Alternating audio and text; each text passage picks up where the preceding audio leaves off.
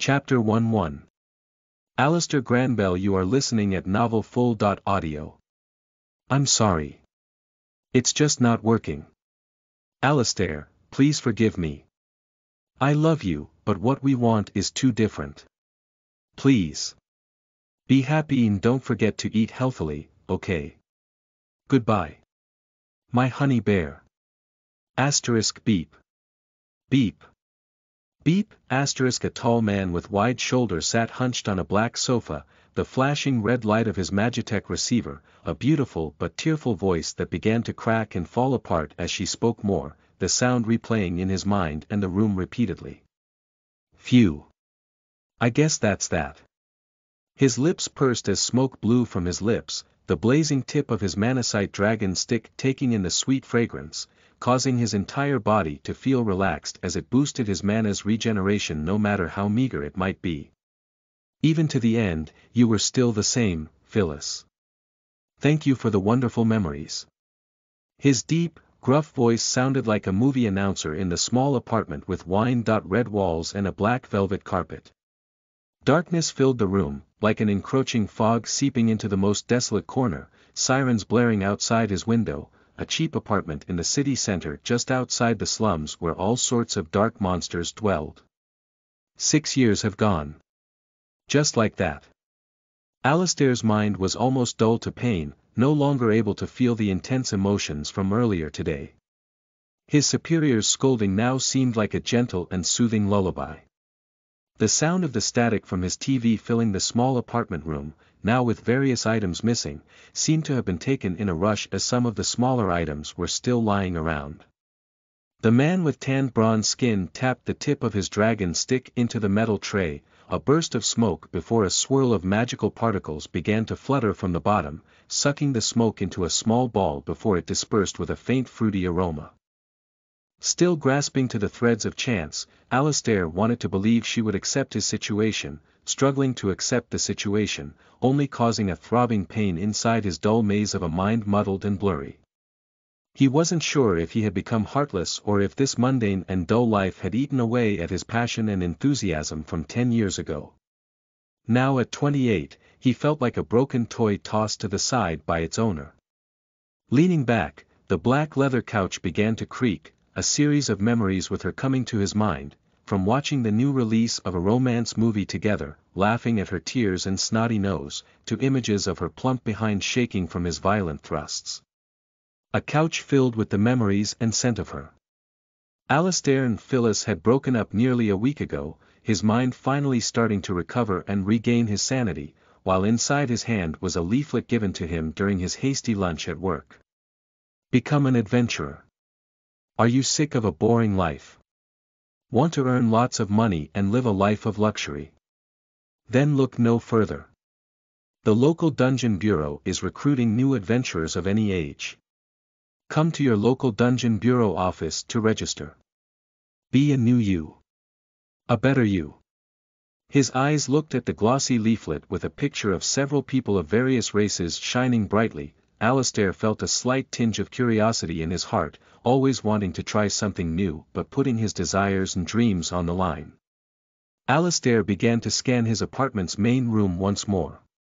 The room was quite large for his wage but nothing special, 2 black doors behind him and one to the left. A wide window overlooked the neon signs of his city residence and a large glass display case with pictures of various people. Still, the main one was a beautiful orc female with dark green skin, beautiful black hair, and golden eyes, standing next to an average-looking male with blue eyes and a petite boy who was quite handsome but had broad shoulders. I guess it's time for a change.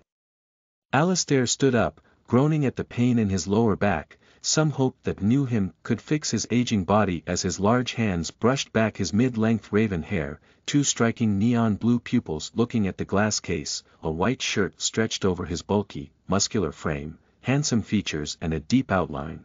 That was Alistair Granbell, who began to move with loud steps. Mother. Father. Forgive your stupid son who worried about money and let an amazing woman go. His body leaned forward with a light bow, offering a light prayer to the glass mourning cabinet. Mother, you were an adventurer and told me not to become one unless my determination was strong and my willpower solid, but because I wanted to help Phyllis, that path was closed to me, but now. Please watch over your son as he tries to follow in your footsteps a little late. After giving his greeting to his mother, his body turned quickly, leaving the apartment, looking back once more, a faint hope she would be sitting there, in the corner with her long brown hair curled around her finger, reading her documents from work, small black glasses falling down her nose as she turned to him and blew him a kiss in the brightly lit room. Sadly, all that remained was the darkness, her voice still playing repeatedly as the red light flashed, revealing the dark couch and countless dragon sticks in the glass bowl. I'm going. Alistair said, out of habit, causing his wry smile to bloom as he wrapped his body in a custom-fitted Ashton Jovan suit jacket, causing him to become a new man. Tall, muscular and handsome with slight orc features that made him look wild and fierce as if he were about to star as the main villain in that elven kung fu movie. Alistair Granbell, aged 28, on his way to becoming an adventurer. It's raining again, huh? Hissing in annoyance, Alistair pushed through the crowded streets as people left their jobs and work, elves wearing floral clothes despite the rain, using their magic to reflect the water. At the same time, a group of goblins in messy suits carried the financial newspaper and began to discuss the stocks and how terrible it was today. The scent of bourbon and cedarwood reached Alistair's nose as they passed him, giving the nod due to his Orcish lineage. This world was one of the various races mixed due to a massive event over 400 years ago. Strange pillars appeared from the air, sea, and earth. Nothing happened for more than 90 years, no matter how humanity tried to enter, the rock was too powerful, and the glowing runes were of no known language. Alistair stepped to the curb, urgently putting his left arm out to call for the red bus as it slowly turned into his stop, the rush of people getting off, some in suits, others in messy and torn clothes, likely aiming for the slums a few blocks away. Ah, this stench, he thought, because of his orc lineage, he could smell certain things more clearly, from a female's mood, arousal and scent to the nasty dirt and filth that built up on the bodies of slum dwellers. Evening, the bureau, please, Alistair asked the driver, swiping his Magicell over the indicator with a bleep, turning to face the now empty bus and sitting on the first set of seats as it was single before his body leaned against the window brushing the soft layer of rain from his body. In the distance, huge black pillars almost the size of entire cities stood tall on the gray sky's horizon, his eyes watching them as he grasped the flyer tightly. That will be me. I will reach those heights. Never have to worry about money again. A video sponsored by the Dungeon Bureau began playing, which described the truth of the pillars, dungeons and their dangers. The pillars of judgment appeared 400 years ago, people unable to make head or tails. A soft but well-spoken voice began to announce the history of his world. However, after 90 years, a doorway opened in each pillar, leading the way to another world, from dark, murky caves to wonderful forests and lands of beauty. The moment this happened, like a tidal wave, various races and creatures from those worlds fled to our beautiful Almasai, causing chaos. Alistair closed his eyes, trying to remember his history class from many years ago. But his head shook in dismay, only the most essential things were remembered from that place, a period of his life where he was bullied and taunted daily. Going to a specialized human school as a half-orc. Mother, not everyone was like Dad. Still, it allowed me to see the world's darkness and grow up sooner, allowing me to deal with losing you both. Listening to the human female's soft voice, he drifted into a light slumber. Since losing Phyllis, it became hard for him to sleep, almost forcing himself to collapse to get a decent rest, but this woman's voice was very soothing, maybe a special ability of hers. Although chaotic, when humanity first entered those pillars, we were greeted by a wonderful gift. Any human that entered as long as they were older than 15 would be able to receive a gift from what we believe were the gods. This was true, you would get a chest only once for free, inside was like Pandora's box, your fate, future and hope were contained inside, but there was also a hint of chaos. Inside the dungeon, slaying monsters allowed humanity to become stronger and stand as equals with our new alien brethren. Another discovery was that monsters outside the dungeons did not give experience or loot boxes, avoiding a horrible massacre and war. The soft-spoken woman in the video continued to speak. "Lassie, it's you again. Are you going to pay this time?" The driver's weak voice sounded before he shook his head and waved to the girl on the bus. "Ah, mister, you know I'm broke, right? Just this once, Kay." Her voice was husky and carried a sensual and melodic charm. Those purple eyes, like amethysts, were alluring and bright despite her looks. With a graceful and light movement, she skipped onto the empty bus, her eyes seeming to check for something, but nobody knew what. Alistair's body gently swayed on the bus. Moments later a girl jumped on too, her stop just beside the slums, her body a little dirty with long white hair tied into a messy ponytail with an elastic band. Her clothes were a little risque and slutty, with her thong showing above the waist of her ripped washed-out jeans. On her toned body was a vivid pink heart with tribal markings, likely from a vagrant tribe or race, while her upper body wore a black crop top with a hooded attachment. The moment she passed the hulking form of Alistair, her nose snorted with a thick taste of his scent. A huge grin formed on her face as she inspected his body, nodding several times before sitting beside him across the aisle, sometimes glancing towards him and biting her lower lip as she seemed to look more luscious and healthy each time she sniffed his scent. Alistair was oblivious, his sleep dominated by a delicious and pure fragrance followed by a seductive and lonely aftertaste. The woman's voice in the movie continued to play as the bus shook and drove to the next stop with its rumbling Magitech engine. Once people leveled up, they became stronger and more youthful. Old wounds and injuries would slowly heal. The effect of dungeons would give the same effect a gym would have after several months, in a week. How amazing! I know I love keeping myself fit in the dungeon. The woman in the video began to move as the camera zoomed out to show her beautiful snake tail as she was a lamia, her body tight with powerful abs and a beautiful shimmering tail that flickered in the camera. Tisk, fucking see. Grade monsters. The girl's foul but charming voice echoed as she watched the movie, her legs crossed on the seat with her arms pushing up her huge breasts, watching the scene with a sarcastic face. As the bus continued, the woman's time came to a close. Finally, the information that was a little boring began to show, from there being countless talents, from simplistic ones allowing you to wield all blades at intermediate with no training to understanding all languages, and everyone could attain one. Thus they created an organization to manage these people, the Dungeon Archive Association in the past, now known as the Dungeon Bureau in modern times. People could earn money by selling things found in the dungeon to the Bureau, which allowed each country to grow as, 100 years later, a war that caused the entire world to almost end began. What a load of crap. It's the way to die.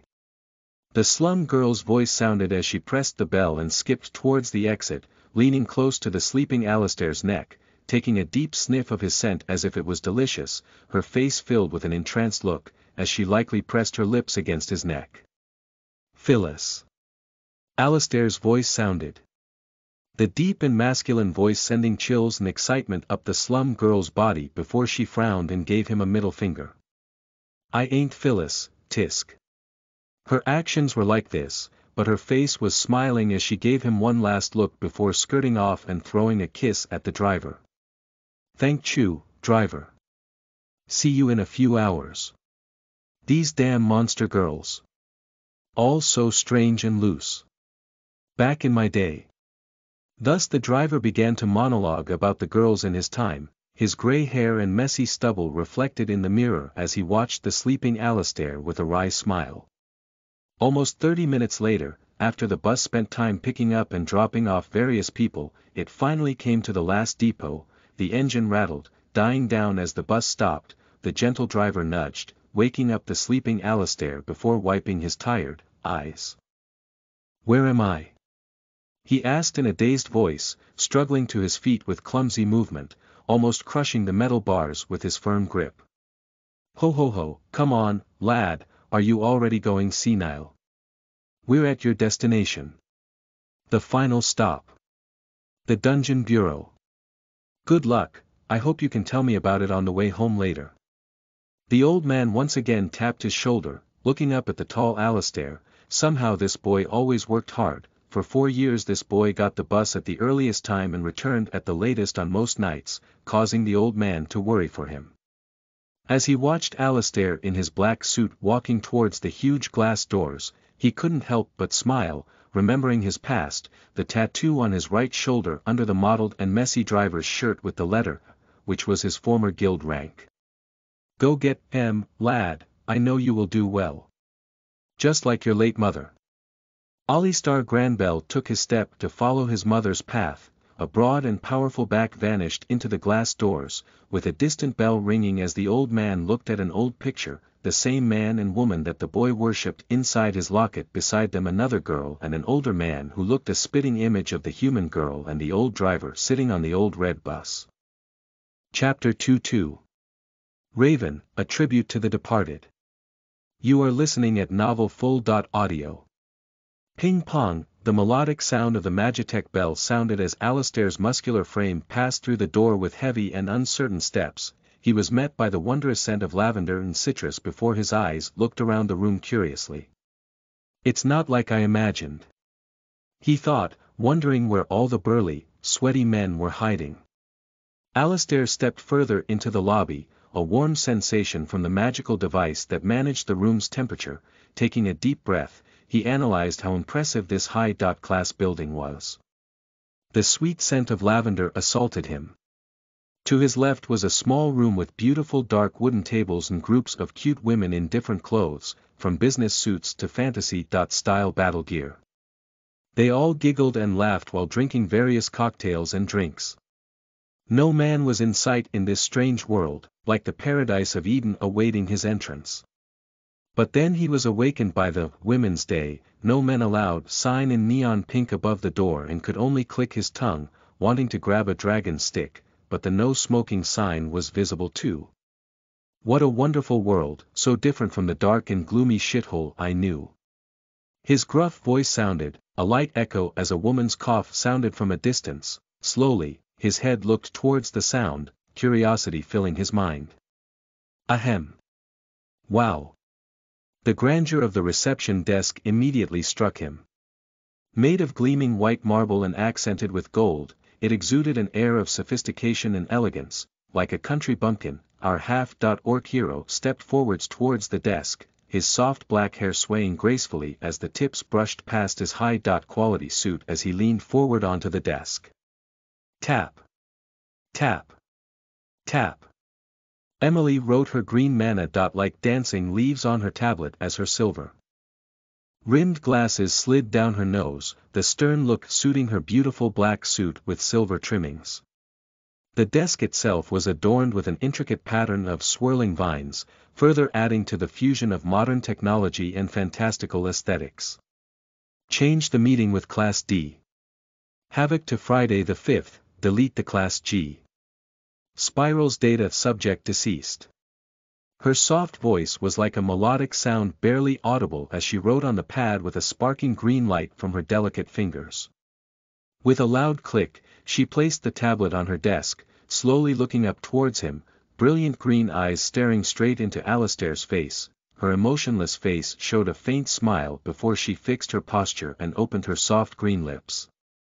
Alistair couldn't help but be impressed by the seamless integration of technology and artistry in the lobby, and the unique beauty of the monster girl only added to the overall ambience. Emily looked up and down, her stare was professional before she nodded several times, whispering, "Not here to post a request or job." Before ticking something off on a floating panel with various boxes and questions. "Good morning, sir. Welcome to our fine bureau.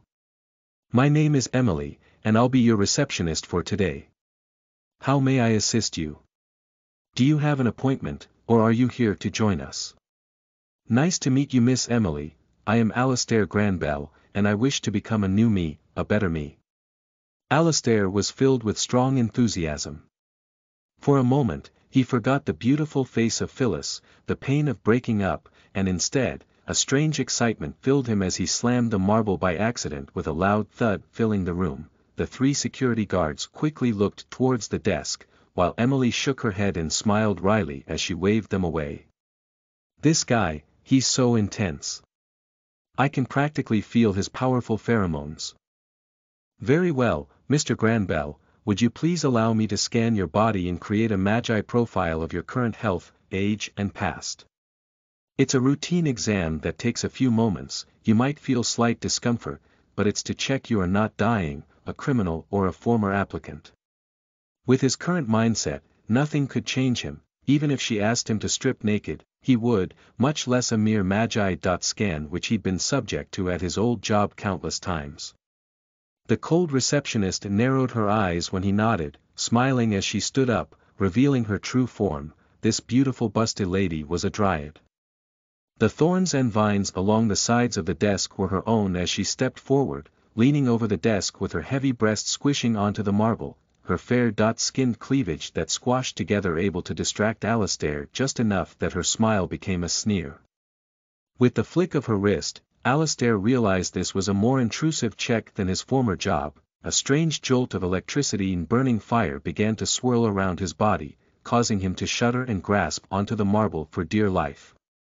Of course, it would be different, idiot foo-foo, what a cute little half-orc Emily thought, her eyes almost glowing with delight as she watched the handsome and rugged man fight the pain, his strong, bulging muscles, the thick veins popping out from his skin and those tight thighs causing her to lick her lips. Her job was extremely dull, typically only recruiting the kids of influential businessmen who pre-checked their details and handed over a file. Still, as a monster with a D.grade danger class, dryads needed to taste the exotic flavors of men's essence. Thus those weak and immature kids did nothing for this 200-year-old woman, but this male, his body stunk of the thick, astringent aroma of an irresistible odor, and was naive enough to let her enjoy it. Be no calm, are you all right, Mr. Granbell? Should I stop the procedure? A slight chirp in her tone as she twiddled with her long green hair, a contrast to her pale flesh. Behind her, a large screen displayed a futuristic interface, allowing her to manage phone calls, appointments, and other tasks seamlessly. It currently showed the image of a naked Alistair, including his impressive member, as it detailed his heart rate, current muscle and fat mass. The scan so amazing it could even see the last meal he ate was a light bowl of oats with honey and raisin toppings. I'm fine. Fuck. His powerful voice sounded once again as the ground below him almost cracked, the expensive tiles shuddering from his weight, as he tightly gripped the beautiful marble desk, his eyes bloodshot with his two large fangs on display as he refused to give up. This was his new chance at life. To become a new me. I will endure. Kia. Alistair's shout was so loud, it caused a booming shock, forcing the cute dryad woman to fall onto her ass, the chair sliding backwards as she watched him with stunned eyes. Usually, this procedure needed them to take a brief rest. Yet, he stood there, his white shirt almost see-through from sweat, gasping and panting with his thick muscles as if to show his defiance and willpower. The swirling green and blue manna that was boring through his body began to leave through his nostrils and lips, twisting like an autumn bonfire dance as it lifted into the air and vanished. Only the light gasps of Emily and Alistair's grunting filled the room. If someone only heard the sounds it would lead to a very awkward misunderstanding as she began to shift her body, reading through the screen to avoid showing how flustered she was at this moment. Well, you sure did become a new you. Emily whispered as she looked at the screen that showed the naked image of Alistair, her eyes fixated on his muscular body before looking towards him and finishing the final boxes that were crossed off with the flick of her wrists. Do you have any questions, Mr. Granbell? Emily now fixed her messy hair, leaning forwards with two elbows on the cold marble as her vines seemed to be writing at her hidden feelings, slowly stroking along his legs and thighs as a harsh light filled her eyes. The eyes of a monster eyeing her prey. Alistair drew a deep breath, trying to calm his aching body that exerted itself to avoid collapsing. Calm down, you've worked 40 hours before, this pain is nothing. Your heart doesn't feel like it will explode. Calm. Think of Phyllis naked.com. Yes. Good. He touched his chest, feeling the soggy wet sensation, wanting to go home quickly after finding something to eat while his skin was still warm beneath the cold sensation. I want to know, how do you judge an adventurer's level and attributes? Also, can I have an alias, if possible? My name is a bit too hard on the tongue. Amazing, it only took him 2.04 seconds to completely adjust his breathing and heart rate to normal. How much physio and cardio does this man do? Orcs are amazing. Although why did his cock become half erect? Mr. Granbell, of course, I can arrange that. In fact, this was the next question, Fufu. As for the attributes you spoke of, do you mean this? Her fingers flicked across the screen, a green light flashing from her pink nails before the huge display she was watching swayed across the air with a slight howl, showing the entire thing to Alistair. His height, weight, age, previous work, lovers, family and various information and boxes with ticks and crosses were visible to him before he turned to the second screen, which caused him almost to stumble. The image of him naked, with the half-erect member pressing against the right leg of his pants. Oh fuck. This is so embarrassing, why did I think of Phyllis? Her soft elven body was bound to make this happen. Ahem.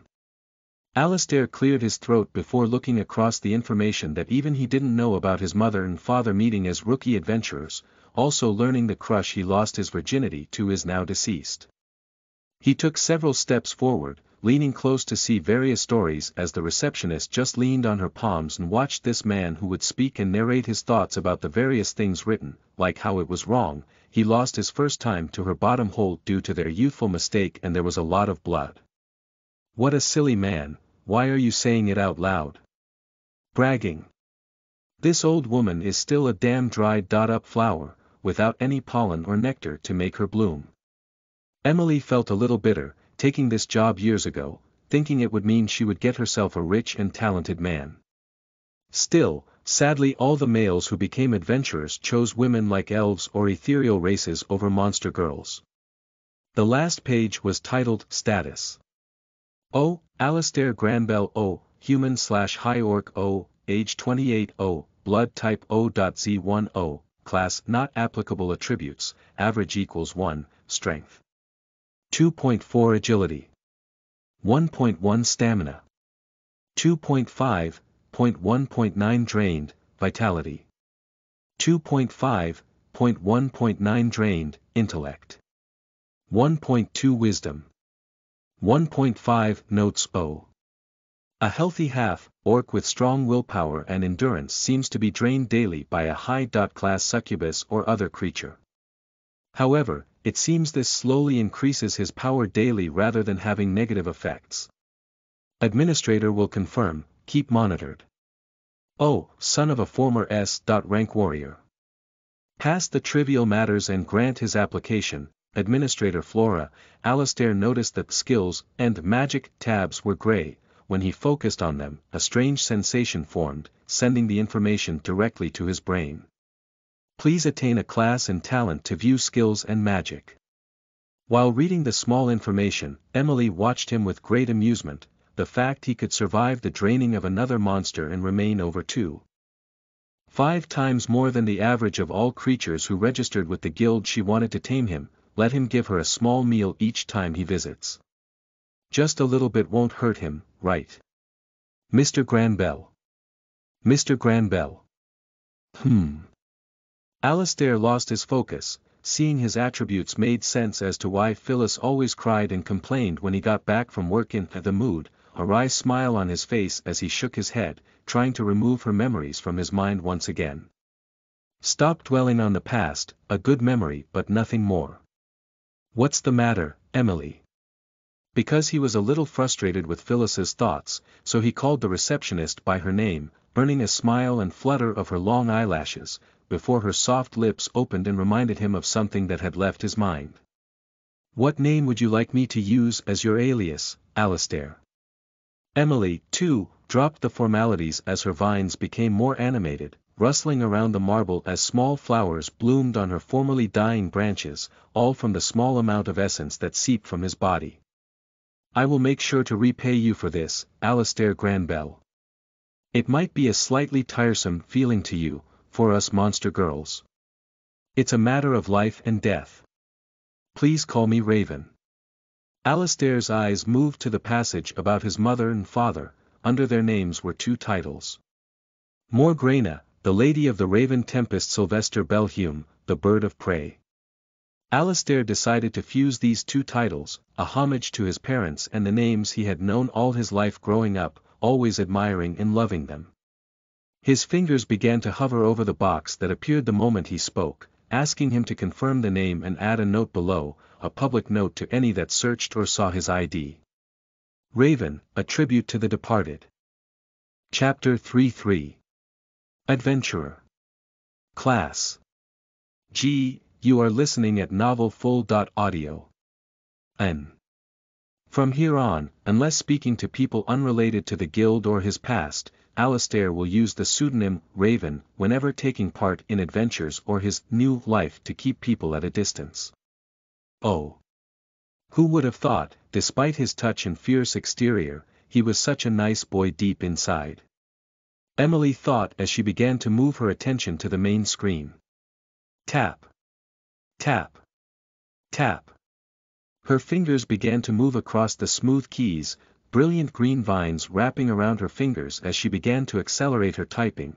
Cute flowers began to sprout from her body as she entered the information he desired, chanting the notes and adding his adventurer tag to her private account to monitor. This boy is so cute, I cannot wait to see how he does in the future. Today, Amir, Class.G, Adventurer, what will he be a month from now or further into the future? A small white dahlia sprouted from the top of her head as it began to fill the room with a calming and sweet floral scent. While Emily was focused on changing his information, the man in question, Raven, was reading more information about his parents, his face sometimes smiling widely or frowning as he saw their dangerous and amusing mission reports, causing him to see a side of them he never did before, until he came to the most recent files, ones related to the incident that took their lives. BZZT, error, insufficient access level, class. G, adventurer identification is too low to view, closing query. A frown came to the face of Alistair, his hands tapping the file repeatedly as he felt his heart begin to race, cold sweat forming on his body. In contrast, his mind began to come up with all sorts of crazy ideas, and breathing faster until he was forced to lean against the marble desk to steady himself, the throbbing veins from his arms that bulked up due to his anger and frustration. Why? Error. Why? Insufficient. Why? Bang. With a huge crash, his powerful, tanned hands slammed onto the marble, a throbbing pain shooting through his fists. Despite his higher strength, this marble was high. Class and resilient even to an Class.A, adventurer strength. Fuck, it's so hard. Alistair complained, his face scrunching up with both anger and the throbbing pain now shooting down his arms, the flat of his fists a darker, reddish color as Emily looked at him with stunned eyes, her mouth agape as she was shocked by his sudden outburst. Because she was so focused on finishing his adventurer's card, applying it to the app and physical system, his sudden sound caused her to let out a little scream and jump as her vines instantly gathered into countless sharp spikes, ready to pierce his body in a defensive mechanism. This bastard scared me. I was too focused on typing. Emily thought, looking at his angry face, the tapping of his fingers and the error sound. Suddenly she understood and wanted to speak out, but even she wasn't of the rank able to open those files. His mother was her idol when growing up, or rather when she first left her forest to join the bureau. Morgrena, the Lady of the Raven Storm. A legend to many monster girls and those who were not human, she was powerful and heroic and didn't care who you were or what race you might be, accepting and guiding anyone, whether male or female. Mr. Gran. Raven. Are you all right? Does your hand need medical treatment? Her soft voice was almost sarcastic to his ears. However, Her soft hands were coated in strange leaves that seemed similar to aloe vera, a soothing sensation suddenly filling Alistair's body as he looked at her, the formerly bloodshot eyes fading. Not good, I lost my cool. I thought their deaths were a thing of the past. I still have a long way to go, huh? His voice was quieted like a sigh as he enjoyed Emily's soft green vines and delicate fingers rubbing his hands gently like he was a precious treasure. Quietly her eyes became soft, watching as he calmed down, a faint smile forming on her face, her soft green lips glossy and alluring. You loved your mother quite a lot. Didn't you? Alistair's body twitched. The fact he was a mother's boy wasn't well known as he spent a long time trying to hide it. His mother was a little strange and would always take him out to fight wild animals or monsters, give him unreasonable tasks to complete. Honestly, even speaking to her was trouble. The strange atmosphere began to envelop him, the soft touch of Emily's fingers, the small flowers blooming on her vines and body with soft, sweet smells that calmed his nerves and made him feel relaxed, some sense reminding him of his mother, as the quiet cars in the distance driving past, the wet sound of puddles being splashed by their racing speeds. Alistair didn't know if Emily had done something, but he began to speak for the first time since his mother's death. About his mother, how she would train him, tell him how to treat women. Sometimes take him and his dad and make them fight against her and beat them easily. Memories and thoughts sealed deep inside his chest. The soothing pollen from the large flower that bloomed on Emily's chest was called reminiscia.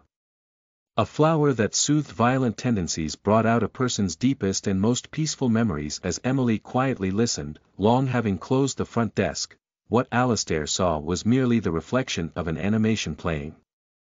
Emily wasn't a mere receptionist but the bureau chief's daughter. This boy is too cute. I thought he was more arrogant and egotistical. She thought this didn't happen on purpose. Her emotions were not easily stirred, the flora on her body only blooming when she was well fed and her body filled with high levels of nutrients. More than 20 minutes passed before the effects of her flower's scent faded, his eyes becoming more focused, noticing the embarrassing things he told a strange. Still, he didn't blush and only maintained a stoic face, his hands no longer sore, thanks to the sticky but pleasantly warm balm from Emily's hands. Boop. Boop. A sound came from the large printer beside Emily, breaking their moment as she wryly smiled, never expecting his mere scent to cause her to lose control of her vines and flora. The small card that was printed with the Magi.Tech coordinator was Alistair's card, with a handsome image of his face on the top left with a silver shining foil below. What was amazing was the face would turn, moving from side to side as if fidgeting, the pose he took while Emily took the image for his card. He turned left, began to clean his teeth, rubbed his neck, turned right and looked around with a slight whistle, then looked towards the camera with a natural smile as the image began to loop again with a seamless edit. How cute. It's finished printing, here is your new identification card, use this with any bureau worker to avoid any troubles. It can be used for a 10% discount at most food courts, armorers and clothing stores. Don't forget there is also the app version, so please download it from the Melon store for free. Emily passed over the small card into his hands, her dainty white fingers barely half the size of his bare dot-like palms. The image amused him, while the information of his attributes was displayed the same but hid the fact of his stamina and vitality being drained. I wonder if it's to save ink, or maybe just the space. Alistair thought, his hands slowly releasing the silky hands of Emily, her body now relaxing and leaning back into the chair, while her vines began to clatter away at the keyboard. Alistair thought she was done with him, before the huge 3D image before he began to show various dungeons and their difficulty levels. She was helping him again, such top-level service, he thought. Novice Dungeon Search Arcanso Area 1. Wailing Cavern, 3 floors, Danger Level G. Forball Keep, 5 floors, Danger Level F. He noticed many, but they were rather difficult, the floors increasing with each new dungeon. Suddenly, Wailing Cavern was highlighted, Emily giving a light cough as she smiled gently at him, the yellow flowers on her green hair swaying along with her, creating a cute atmosphere. How is the best way to get to Wailing Caverns? Alistair asked as he decided to accept her advice. Tapping the display, it began to show a map, only around 2 miles from his current position and seemed to be the entrance to an abandoned underground track. Emily leaned forward, her deep cleavage stealing his gaze for a moment before returning to her face, noticing her little smirk as she pushed her arms together as if to tease him. You took the bus here, right? Number 114 on the Dalvik route. Yeah. Then, the stop just before here, Dalvish Court is the best place to get off, 1 stop away, then cut through the food court and shopping center, and it should be located just past the abandoned apartment complex to the south of Dalvish Shopping Center. Isn't that the stop that? Alistair stopped thinking and just nodded, before finishing his business here, looking at his new identification card, with, class. G, in large, bold letters caused him to feel as if everything was finally beginning. Alistair's body turned to leave before he looked back with a soft smile, different from his usually stoic and faint smile, almost causing the flora to bloom with a mere smile. His deep voice sounded, followed by his loud but calming footsteps. Thanks for all the help, Emily. I hope you are the one I deal with in the future. I mean it. Emily sat on her chair, the enriching scent and essence that oozed from his body almost vanished the moment he left, causing her to feel cold, like someone turned the AC on low. Tapping her desk, she reached for the phone, hoping to make his future a little easier, as the son of her idol, not wanting him to get involved in the dirty side of being an adventurer. I pray the day I can see the Raven's Tempest again, this time. Her son to carry her torch. Chapter 44. Lilith, you are listening at novelfull.audio. Meanwhile, in Dalvish Shopping Center. In a dirty passageway between several small, fast food restaurants, a place out of reach of the magical surveillance cameras, a large man was forcing a tall but slim female into the corner, her back close to the walls filled with profane graffiti as rubbish and waste littered the floors, the occasional rat rushing by. Get away, you damn filthy bitch. You come here every fucking day to take scraps. Late for your fucking job, what do you take this place for? The angry shout of a bald, aging, fat pig-beast sounded, his face bright red from anger, but his eyes looked down with a lustful glint as he saw the deep, incredible cleavage of the girl before him. His body was 1 to 2 heads shorter than the girl, his body more than 4 times wider though, as he tried to use his weight to control her movements. Despite this he failed due to the powerful muscles hidden in the girl's body, her tight abs and thighs tightening as she backed off, ready to strike. Ha! Are you a fucking idiot? I know my shift starts in 2 hours, clown. Do you want to die, you old, fat bastard? Keep looking at my tits and showing off your tiny little cocktail sausage tent. One more strike, and I'll rip that pathetic excuse for a cock off.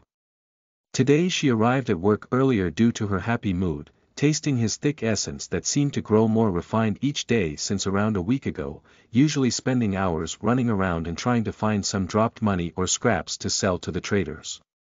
Fuck, why is it this guy? Asami was supposed to be the manager on duty today. Why is it this guy?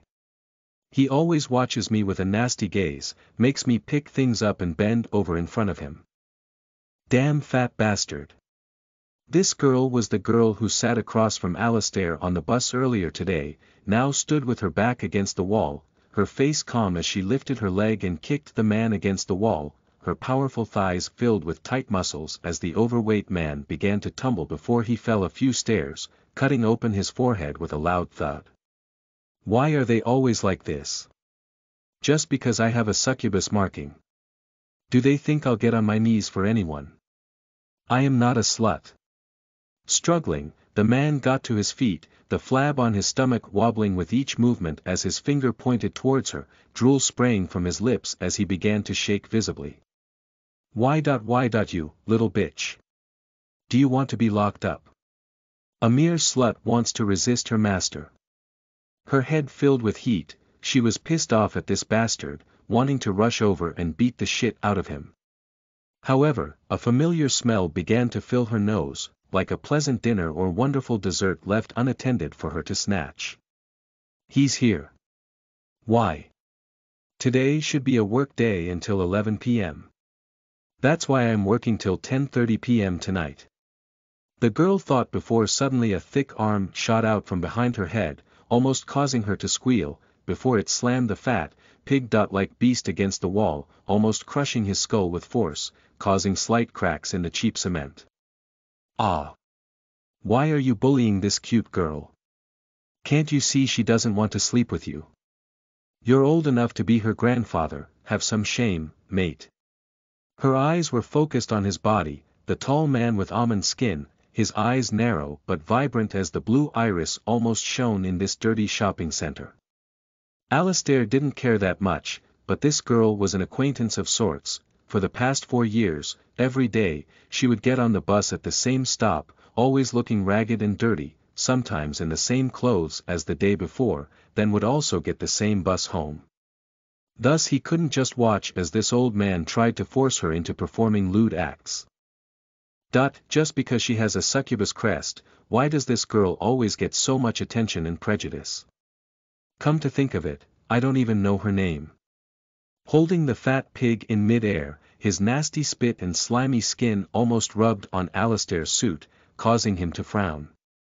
Despite this, he turned back to the girl. He noticed her body seemed to stop moving when he looked towards her, wondering why she was always so weird around him. Well, whatever. Oi, slum girl. What's your name? He asked with a rough and commanding voice, causing the cute girl with beautiful dark skin to stand up straight like a teacher accosted her. Lilith, just Lilith. Oh, what a cute name, it suits a pretty girl like you. I'm Ollie. Raven. Call me Raven. Haha. Moments after he spoke, he threw the fat man to the ground before kicking his huge ass away, making sure the bastard left quickly. Once Alistair noticed he was gone, he turned back to Lilith, patting her little head, only to feel her hair's brittle and rough sensation and realize she was quite dirty. Lifting his Melon brand phone, he checked the time and began to think. It will take 5 minutes to get to the dungeon, 30 minutes to return home and back. Do I want to leave this girl here? Whatever, I got involved. Let's go all the way. Mother wouldn't like me leaving this girl alone in the city anyway. With a sigh, he ruffled her hair, her face scrunching up as she tried to swat his thick forearm away, unable to reach as he was a head taller than her, despite her being nearly 6 foot tall. Stop treating me like a fucking kid, damn orc bastard. Her foul tone sounded before she kicked his shins, only to recoil as her toes throbbed in pain. Alistair didn't look at her like a woman but like a cute child, his look was a mocking but endearing tone as he squished her cheeks. Don't speak like a dirty rat, I'll wash your mouth with a soap bottle. Do you have somewhere to go? He wasn't one to beat around a bush, knowing this girl practically never seemed to do anything other than wear the same clothes and ride the same bus as him for many years. TSK, don't tell me what to do, damn molester. Humph. So what if I don't have anywhere to go? What? Will you invite me back to yours, offer me food and a shower? Then I have to suck your dirty cock as payment. No thanks. Lilith's kick once again hitting his shins, likely having experienced this kind of thing many times. However, Alistair just shook his head, this time guarding her kick, causing the girl to groan as her toes snapped back. He grasped her by the throat and slammed her against the wall with a thud. Oi, listen, you little shit. I don't have any interest in kids. I was going to ask you to carry the things I find in the dungeon to earn some money while I let you temporarily rent my ex-girl's room because you smell horrible, your breath stinks, and you seem to need a place to stay and clean yourself. Alistair's face was deadly serious as he began to hold his nose, acting like she was too disgusting and smelled terrible. However, she didn't, it was just a lightly bitter scent of a girl's body odor, a little sour and intense, covered up with her racial natural alluring aroma. Sorry, but I don't stick my dick inside filthy women. Ha.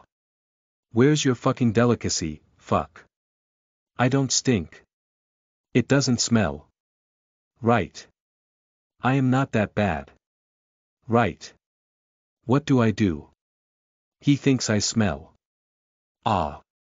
This is the worst. I made sure to brush them every day.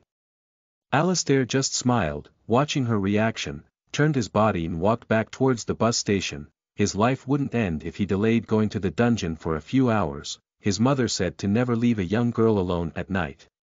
He was not overly bothered, but this girl reminded him of Phyllis when they were back in high school, lashing out at people due to her fears and insecurities. Thus he couldn't leave her alone, so their long and twisting story would start from this moment. Come on, slum girl, I'll get you a shower and some decent clothes, then we can discuss rent and work. What? You're insane. Who would work for a perverted, huge cock orc like you? Damn it. No choice. Lilith complained, yet her body moved as if filled with a delighted wind, almost skipping as she followed him, a smirk forming on her lips. For her, this was the jackpot, no longer needing to waste her little money on the bus to meet him by accident to get her daily meals. Once she stood beside him, her voice whispered. Who is a slum girl? Call me Lilith. Stupid. Ah yeah. Whatever, slum girl. Do you like burgers? Humph, TSK. They are nice. Thus the pair bickered to the bus stop, which made Alistair want to make more money and buy himself a car. Although he had a license, he never bought a car to save money for the household income. Little did Lilith know, this bickering was helping Alistair cope with the empty feeling he had deep in his chest ever since Phyllis left, her bright and feisty attitude causing him to spend more time arguing with this little spoilt, slum girl, rather than thinking of his former lover. A moment of peace as they jumped on the bus together, seeing the surprised old man, whose face showed a strange and knowing smile as he watched the two sitting beside each other, bickering still through his mirror. Ah, what a strange fate. Will he still act this way if he knew? The old man's eyes showed a sorrowful and bitter look as the girl entered his vision. For a brief moment, there was a tinge of anger and resentment, but it quickly faded. Chapter 5. A stranger in her place. You are listening at novelfull.audio. Click. Alistair flicked on the lights of his dark apartment. The two-bedroom complex was rather large and cheap due to it overlooking the slums. His large body took several steps forward before dropping onto the leather sofa, a loud sigh coming from his lips. Ah! Today was so annoying, that the sound of canvas bags being dragged and banged sounded as the dirty slum girl entered after him, her face red as if she had been running at full sprint for a while. Ha! Ha! Oi! I asked you to slow down. You just left me at the store with money that I didn't know what you wanted. Lilith's voice was strangely excited as she slammed the door with a loud bang, feeling irritated as she entered various rooms trying to find the kitchen. The kitchen is the first door to the right as you came in. Are you stupid? Can you not see through the glass? Who is stupid? It was dark. TSK, don't cook when you're so dirty. Go take a bath, you stink. Alistair leaned back, his feet resting on the table as he closed his eyes. When someone else entered his apartment, he began to feel strange. It wasn't her steps or voice. A sense of dissonance in his harmony. Alistair's chest slowly moved, taking deep breaths, worried that she might come through the door, and he's got some beautiful dark-skinned girl naked in the shower, how would he react? But those thoughts were stupid. Phyllis was gone. Still clinging to those faint hopes, Alistair opened his eyes only to find the slum girl staring at him with daggers, her body half naked as she pointed at him with shaking fingers. You, why are there no towels? Was it all to see me naked, right? I go in, get wet, clean, then you pretend to be helpful and see my naked body, use your powerful figure and push me down. Lilith's breath became a little shorter as her cheeks turned red the more she spoke, like this girl imagined her own words. Alistair looked at her body, the dark pink nipples and a full view of her silvery white hair that curled into cute fluff. Are you a fucking moron? Why didn't you shout for a towel? Now I've seen your naked body without moving from the sofa. Thanks for the meal, but go finish your shower, you're still filthy, idiot. His face turned away after admiring her naked body for a few moments, the young woman dropping the face towel that could not cover her considerable curves in the first place as she began to shake, wanting to beat this bastard up visibly. At least stare a little longer. Is my body that disgusting? Humph, Lilith was annoyed, this man was so annoying. God, if she didn't kill him, there sure as hell were countless people that might want to do so. Tap. Tap. Tap. Her wet feet slapped on the wooden flooring, almost slipping onto her ass as she struggled to remain to stand, feeling a slight pain in her groin as she almost did the splits without proper stretching, so her muscles were tight and sore. Oh yeah. Alistair's deep voice sounded as he grasped the remote and flicked on the television. Your pelvis marking. Oh, here we go. He will ask about my race or mention the cost for me staying. I knew men couldn't be trusted. Even the nice-tasting ones. What about it? She answered, her body halfway into the bathroom, wondering whether she needed to lock the door. It's gorgeous, it seems to be one of devotion rather than debauchery, I wonder why people don't seem to realize you're not a succubus. Bang! The bathroom door instantly slammed as Lilith shot inside, leaning against the door with her slightly wet, naked back, her eyes tightly closed as she squatted down, her heart thrashing around in her chest as she felt a mixture of delight and terror. Terror because there was only one race with a marking that resembled devotion, and they were a race that gave a danger rating of A. What does he mean? I cannot be that kind of race. It doesn't mean anything that since I fed on him, the only food I desired was his. Nope. I am not that kind of monster. What if he reports me? Lilith's body began to feel a sense of terror before she quickly locked the door shut with a loud clack and jumped into the hot bath. A mixture of luxury bubbles and aromatic flavors began to fill the room. She used the shampoo, bath lotion and bubbles left behind by Phyllis because they were all the favorites of Alistair and she didn't want to be reminded of him every day. Will he report me? But he didn't call me a succubus. A little happy. Meanwhile, the man in question was walking towards the kitchen, his large body wrapped in a black apron with the world's most handsome chef in white, bold letters on the front, was flicking a pan of seasoned beef mince with onions and various herbs that Phyllis used to love, pressed into small and large patties on a slow burn. The expensive oil used an elven plant, with a light taste and healthy alternative to regular cooking oil. SSSSS. His muscular forearms tightened as he flipped the burgers without a spatula, his eyes narrowed and focused as the neon blue eyes almost shone with magical color. 4 minutes. Alistair thought, no longer concerned with the girl's naked body, only wanting to make her something delicious to eat, that lonely look when he saw her the first time playing in his mind as a distant memory with his mother began to play as his body entered autopilot to avoid the burgers and buns burning. Alice, my cute Alice, why are you so stupid? Mulgrena said with her soft but powerful voice, her muscular body holding a young Alistair on her lap as she showed him a strange, tribal-looking book.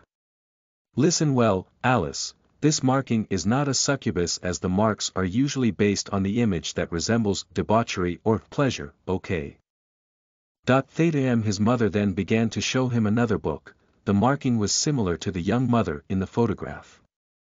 Still, as Mulgrena began to show him the differences, he realized his mistake and wondered what the marking was for the other. Mommy, then what does this one mean? He asked, pointing to the one he first mistook for a succubus. Oh. That's a special one, but if you ever see it, never tell anyone else, okay? Promise Mommy, or she will dress you up like a girl again, okay? The stern but gentle voice soothed Alistair, who leaned back against his mother's colossal chest, almost sinking into them fully. I promise.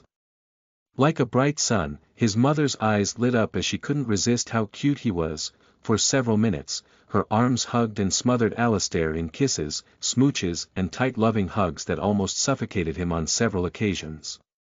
This is the mark for a manticore, although people say they are scary. For you, it would be the perfect woman. Manticore. Perfect woman. Mulgrena leaned back, a nervous laugh as the 8-year-old Alistair seemed a little confused as she patted his head, then began to slowly tell him about the birds and the bees as orc children started puberty earlier than humans, so she saw no problem.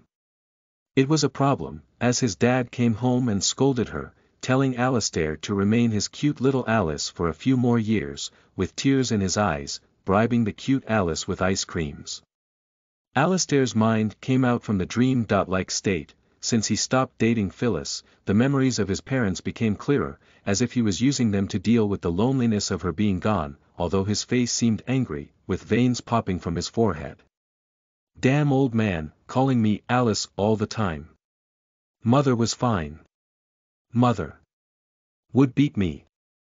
In his hand was a black slate plate, with a sizzling burger, with bubbling cheese that leaked down the sides, 2 brioche buns that were lightly toasted, with slightly salted butter in the last moments, the scent of perfectly cooked pork and beef filling the room.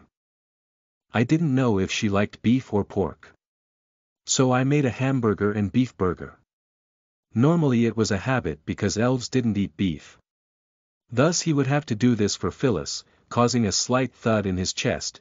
These memories were annoying, the sounds of her voice, the scent of her body in the high-pitched moans she made, hundreds, almost thousands of times piled up and became some curse in his mind. He returned to sanity with a shake of his head, adding a few finishing touches, before taking the homemade fries from the manna fryer that fried things using the planet's atmosphere and a magic mixture of fire and wind. It's almost finished, let's make a healthy smoothie for her. She seemed dehydrated and probably didn't take good care of herself. Alistar began to put various herbs and juices into the blender. Once again, he was guilty of stealing the trade of elves, adding several berries that would make the drink sweet but lacking actual sugar and fats. When mixed with water and fruit, a strange grain that tastes like milk creates a berry-flavored milkshake with less than 150 calories per liter. A moment later, he heard the bath water draining and began to dish the food and drinks up, placing them on the table in the living room, his apron now half loosened as the bathroom door's handle began to open. Just in time. Good. But it feels so nostalgic. Chapter 6-6. Not a stranger, but Lilith. You are listening at novelfull.audio. Creak. Tap. Tap. Gentle footsteps left the bathroom, the slight damp sound causing Alistair to turn around, only to see something that couldn't happen. Before his eyes were Phyllis, her long pale hair, voluptuous body and alluring lips, while a towel was wrapped across her head, dropping over her eyes. Phyllis. She couldn't be here, Alistair knew this in his mind. He knew it, but it was her scent, it was her robe, it was her hair, almost enchanted and bewitched by the mixture of scents from the bubbles, shampoo, and scents. The dull living room could not show clearly, causing him to become convinced somewhere deep down it was Phyllis, despite logically knowing it wasn't. Phyllis. He couldn't help it. The beautiful woman who resembled a young Phyllis triggered his memories, the image of them overlapping, feeling his heart throbbing and unable to pull himself from this quagmire of passion.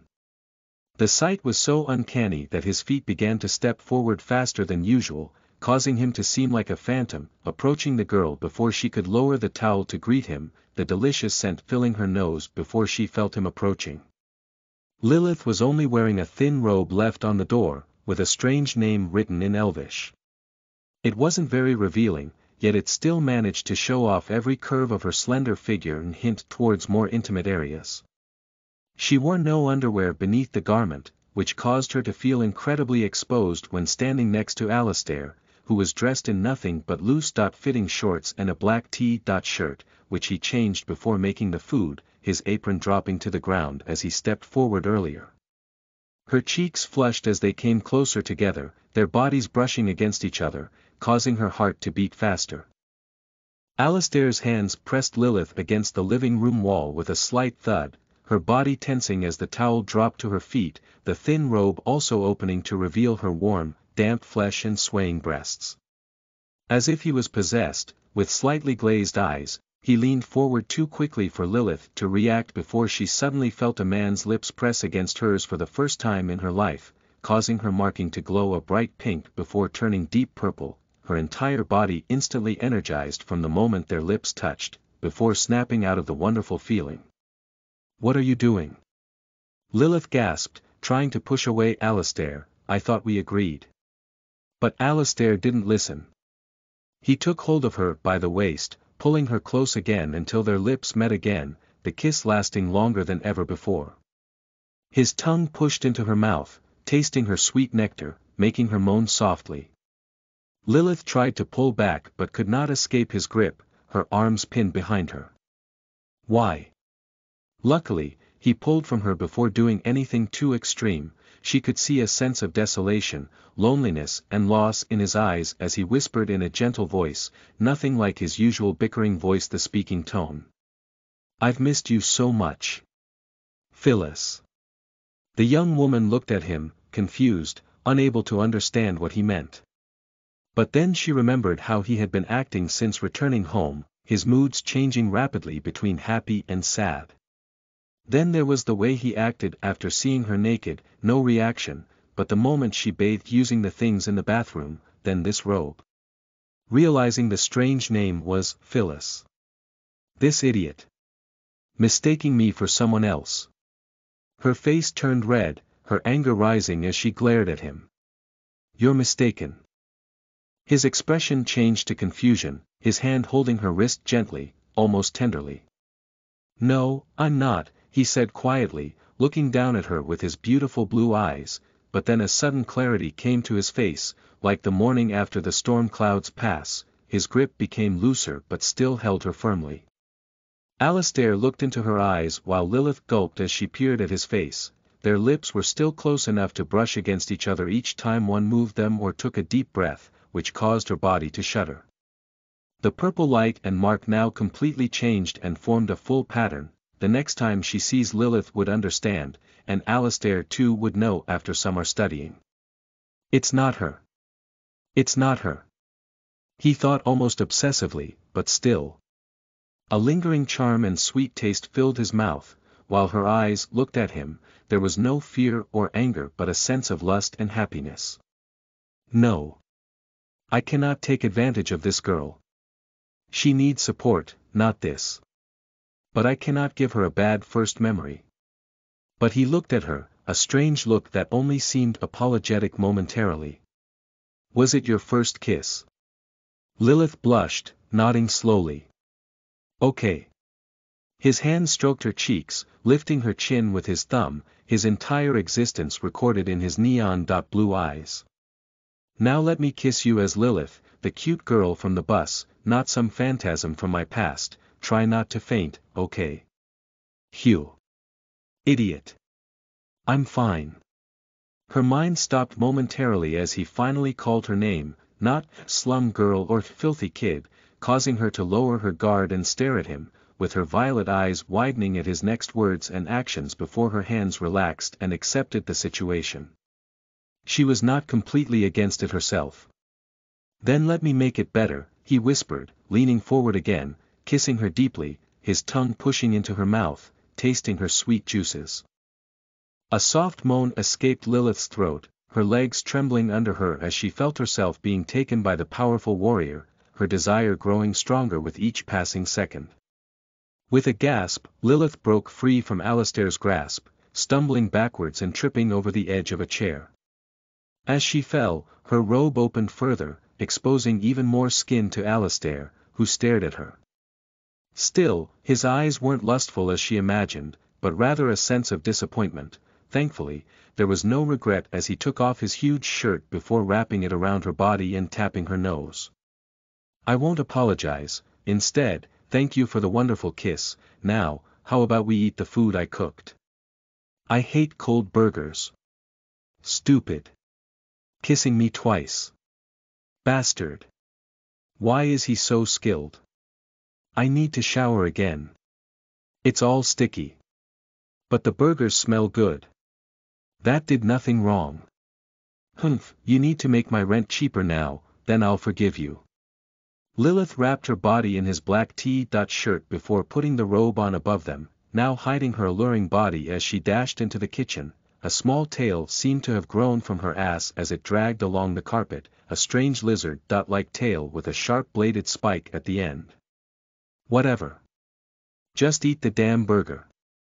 I'm going out soon. Let's deal with my sexual needs with those call girls and drunk women in bars. Let's throw the things Phyllis used out and get something new that suits Lilith. She is more of a minty and citrus type, not a berry-scented type. Taking my lust out on that child. Fuck, are you a loser? Alistair. While he was berating himself, Lilith turned to him with bright eyes, her mouth full of thick, juicy meat as the oil leaked down the corners of her mouth like a child, suddenly noticing Alistair was leaving and felt a little strange. What about your burger? Lilith asked, her eyes shining, her knife cutting into the pork and beef burgers simultaneously. Although she didn't need to eat, Lilith loved eating. Thus her feast began, the soft meat with just the right amount of juices and seasoning as it melted in her mouth, the cheese not oily or too acidic, causing her to endure a food orgasm as she eyed the extra plate. You can have it, I'll be out late tonight. So sleep in the second room with the light blue sheets and double bed. Will we talk about your employment tomorrow, okay? Don't wait up. Also. Alistair opened the thick door, with high-level security protection, looking back for a moment at the young woman wolfing down two people's burgers with a satisfied face, spilling grease and mess onto his favorite T-shirt. Tisk, you're a bad kisser. Bang. He slammed the door, heading into the night, feeling irritated at the woman sitting in her place. Not a stranger, but Lilith, his new companion and burden. An idiot who forgot about her first kiss because of some burgers. But. A cute idiot. He thought as he lit his dragon stick, stepping towards the location of the Wailing Caverns. He lied to Lilith and wouldn't take her into a dungeon as a mere carrier, but once he completed enough quests to rank to F. He could vouch for her, allowing her to avoid many of the annoying procedures, so even a manticore like her could become an adventurer. It's like my fucking mother was some kind of psychic, how did she know I'd meet a damn manticore? His voice was drowned out by the city's nightlife that was beginning to wake up, the dirty smoke, and loud calls from half-naked women for a fun night. None of it interested him as he walked forward, determined steps. Tonight would decide his future fate. Chapter 7-7. The Neon City of Hope. You are listening at novelfull.audio. The Neon City was alive with pulsing energy emanating from every glowing sign and buzzing power line. Raven walked down the slick sidewalk, his head bowed against the deluge of rain that hammered down upon him. Clack. He pulled out his dragon stick, the crimson tip ready to be lit at any moment. With skilled movements, he managed to light it easily with his finger, the former minty taste now replaced by a powerful cherry ice flavor, a favorite of Raven. Why couldn't I control myself? Her eyes were so scared. Fuck. Raven's foot stomped down as he walked, the rain beat a steady rhythm on the pavement, punctuated by the occasional thunder that echoed through the neon-lit streets. Whatever. Phew. Let's get going. This damn city, it makes me feel cramped.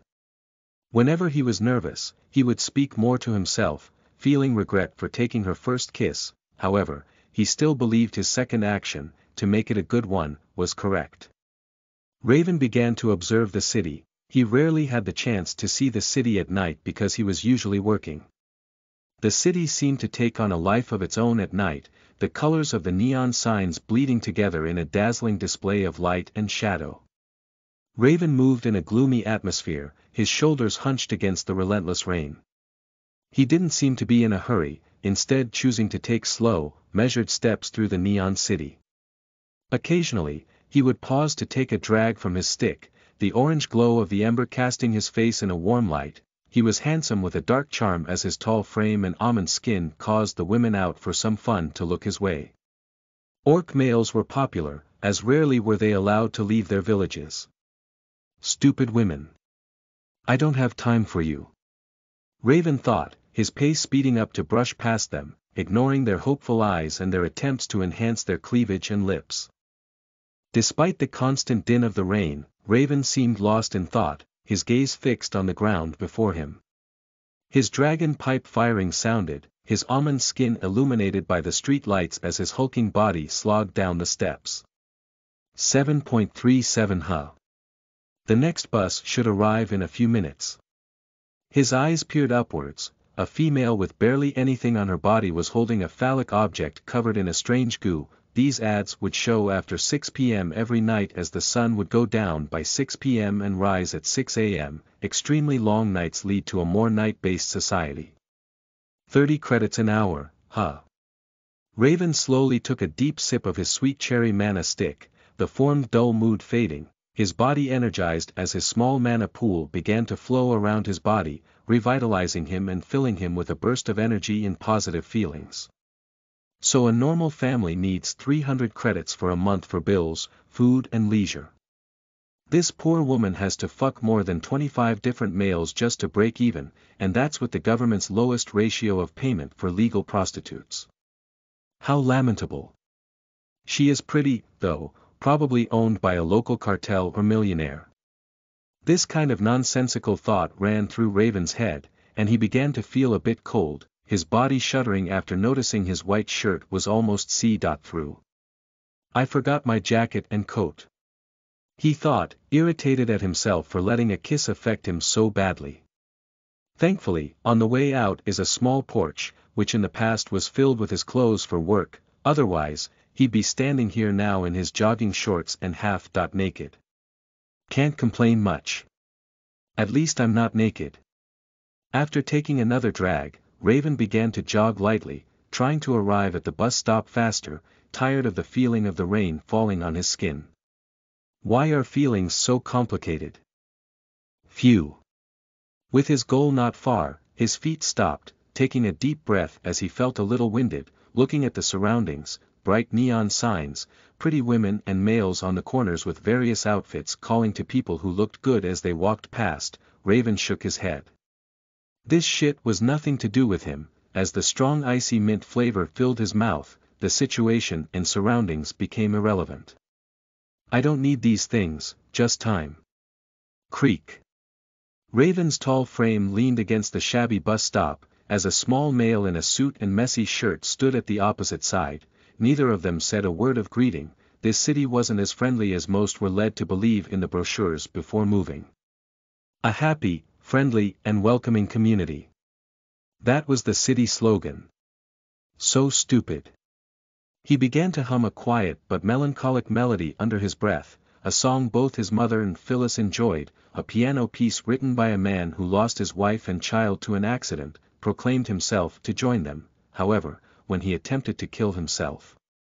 The man claimed to have seen the spirits of his wife and daughter telling him to keep going and make more of their beloved music, which created his first piano sonata in D minor. Writing this song for his departed loves, a sad and melancholy song, slowly switched and became a song about pushing forward and never giving up, the haunting melody used for many movies over the past 10 years. He took a moment to revel in the memory with a sarcastic smile pasted across his lips.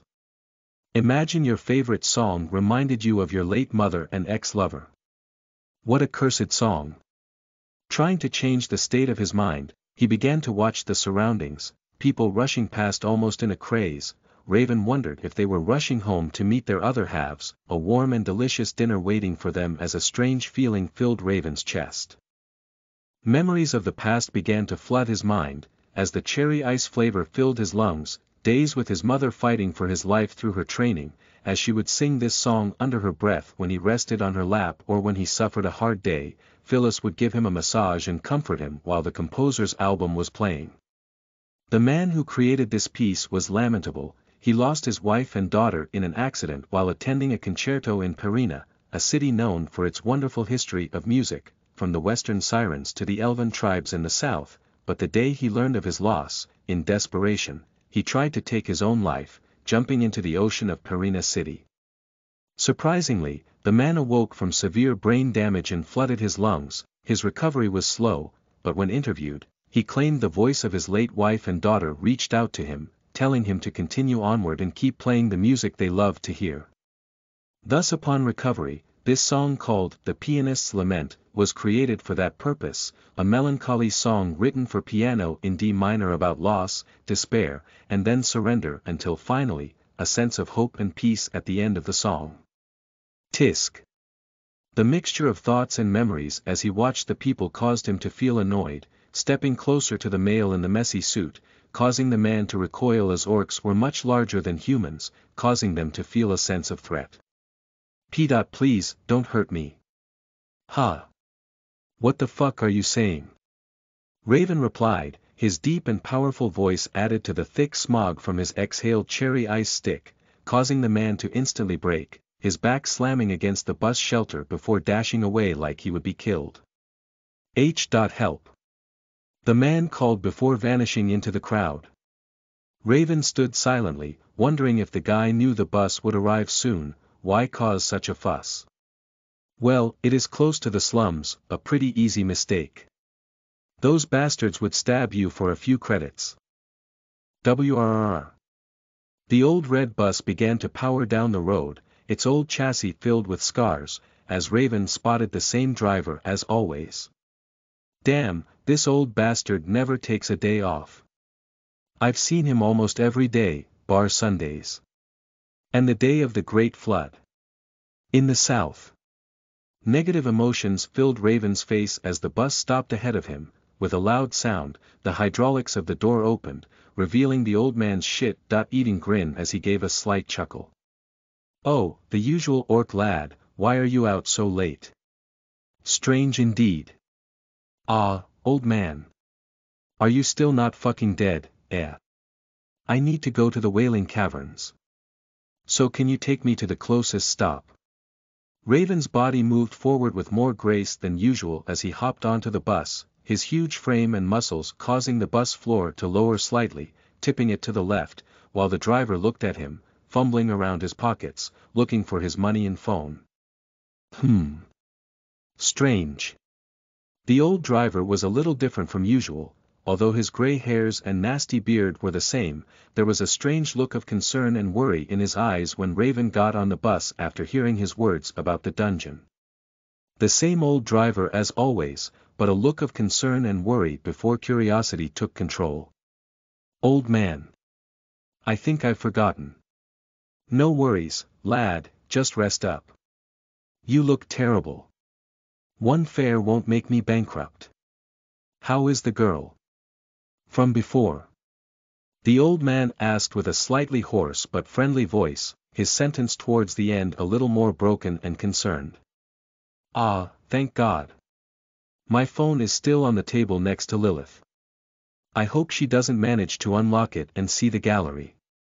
Raven was grateful. With a tired smile, he took the last drag of his cherry ice stick before tossing it into the safe disposal unit, where pure mana would break it down into energy to power the bus. A small stick would last 24 hours.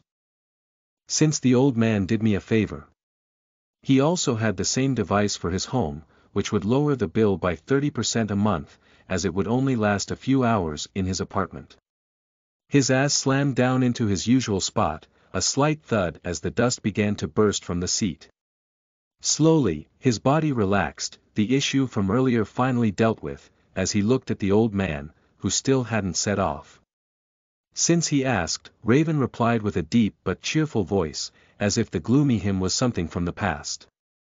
Eating the dinner I made, even stole my portion. Stupid girl. Ha. He made. Are they living together? The old man wondered, turning to face the front, a sense of worry after seeing how much of a size difference between the two. The old man gripped the wheel, feeling mixed emotions. He couldn't forgive that girl's mother, even if she were his son's beloved woman. But he never wanted things to get this bad. Turning the ignition, there was a small postcard with an image of 3 people, a cute girl with white hair and a little tattoo on her belly, a mature woman with the same looks as the girl and an identical tattoo, with a frail-looking man standing beside her, who looked almost identical to a younger version of the old man. He looked down at the bleeping adventure card for members above B. Class, which would give regular news, his still locked on the day of the great fall 10 years ago that terrified him of approaching her, the words, Manticore, all spawn for termination. Showing as he slowly turned the corner. Boy. Please protect my only remaining family, this useless old man would only cause her death if he tried. Lilim, Darren, my boy. Your cute girl is safe and finally off the streets. In the home of your idol's son. Haha, ironic. You caused their death when they protected you, but still, their son chose the same path. Please, if there is a goddess. Bless the two of them a happy future, this old man will give you all the time he has left. A year. Even a few months. The outside of the bus began to be pelted with rain as lightning sounded in the distance, as if replying to the old man's whisper, his fingers almost crushing the reinforced steering wheel as the bus began to move towards the next stop, empty apart from two lost souls who currently had little to lose. The bus sped up, ignoring some who stretched their arms, causing Raven to wonder if the driver was going blind as the neon signs and boards flashed by. Morgana, I will protect your boy with my life. Since he saved my granddaughter, he's as good as a family now. My debts to you keep piling, this old man can never repay them. While unaware the old man was thinking about him, Raven began to worry about the serious face of the old man. He was even smoking a cigarette, the type that humans seem to love, which could cause addiction and serious health problems. Most other races were immune to the chemicals like nicotine. Thus they had little appeal to them. He looks a little weird. Maybe his wife scolded him for smoking tobacco. It is bad for you though. Silly old man. Little orc, please be on your guard when you enter that place. Even the weakest monster can kill an unprepared hero. The old man's last words sounded as the drive quietly continued in the night, only the dull streetlights and neon signs guiding their way. I understand. Old man. Raven knew all too well, even the most courageous could die to a mere goblin. Just like his parents 10 years ago. Leaning against the window, as if by a curse, that song began to play the pianist's lament. His head rested against the reinforced glass as the gentle vibrations of the bus's movement and engine soothed his mind. Slowly, Raven fell into a light slumber. One last dream of happy times with his parents. Chapter 8. Entwined past, into darkness. You are listening at novelfull.audio. The bus's loud engine began to vibrate as it came to a full stop. Raven's body stepped from the lowered ramp, his first steps below the fabled monolith, a frigid wind blowing past, blocking the sound of the old man's final words. Oi, take this. You'll need it. The dungeon doesn't give weapons for nothing, fool. Theta good luck. The old man looked down, his sharp eyes seeing the adventurer's identification with the name, Raven, printed, a wry smile that became one of joy filling his face. So you will truly take the mantle of those two on your back, good lad. They would be proud. Here. With the snap of his wrist, the old man's hand sent a small ring from his hand as if by magic, the arc perfect as Raven turned around, his hands catching the small silver ring with a beautiful purple gem affixed to the top. Thanks, old man. How can I repay you? Raven asked, his face sincere as the ring began to enlarge to fit his thick, orcish fingers. He slowly traced a strange pattern across the silver band, seeming to be engraved. Keep your wits about you, a mere goblin can kill even the most heroic adventurers, never trust the dungeons or believe you are truly alone, all right lad. Raven's eyes watched as the old man's wrinkled face scrunched up, a big smile on his face as he nodded the old man's words, knowing from his mother's teaching that they weren't a simple place to play around. Don't die. The doors of the bus began to make a loud squeak before slamming shut, the concerned eyes of the old man watching him for the longest time while Raven merely examined the ring, his body no longer feeling the cold from the wind, as if protected from it somehow. Whose ring was this? With careful movements, he began to inspect the ring, brushing his fingers across the cold, smooth surface before feeling the engravement again. Lil Lim. Fortuna. This sounds familiar. But it's a little too far-fetched to be related, right? His thoughts instantly linked the beautiful purple gemstone, an amethyst that looked identical to the eyes and marking of Lilith, the similar names. His eyes even noticed that the silver band also had a tribal marking similar to Lilith's that wrapped around the gemstone on the center of the ring, a manticore's pattern. Lilith. Lilim, there has to be some connection, let's confirm this with her and the old man when I'm done here. If this is truly related to her, once I have enough money for a new item ring, I'll return this to the rightful owner. Raven put this event back in his mind, shaking his head as he once again marveled at the sight of the monolith before him. Tall, like a black spire reaching into the heavens, huge in size, the aura emanating from above enough to make his body feel sluggish as he approached, and this was a mere low-level beginner's dungeon with no true dungeon master. Cling. Flicking the ring into the air, it spun around like a dancing sphere before landing on his right hand, growing to suit his shape and size perfectly. As the brilliant amethyst stone started to shine brightly, a series of information filling Raven's mind as he stepped closer to the huge monolith, with deep breaths releasing icy air around him. Sheer excitement. Anxiety. He couldn't deny both, the first time in over 10 years that his path diverted to something other than an office worker caused his body to scream in delight as if its true purpose was about to be achieved, the orc blood in him surging as his neon eyes almost illuminated his path. Raven stood still, the wind blowing his black hair, while the strange blue portal swirled and rotated before him. Inside the ring was a series of valuable items, seemingly prepared for him specifically, which was quite strange and confusing. Who is that old man? Well, whatever. Not like I can find out easily, let's check this ring's contents and head inside. His hand lifted, the shimmering amethyst glowing as he took out a long box with a black casing. It was around 200 centimeters long and quite narrow, only 40 centimeters at most, with golden trimmings around the edges with a black raven embossed in the center near the opening latch. The initials M.G printed in a Gothic silver font. Clack.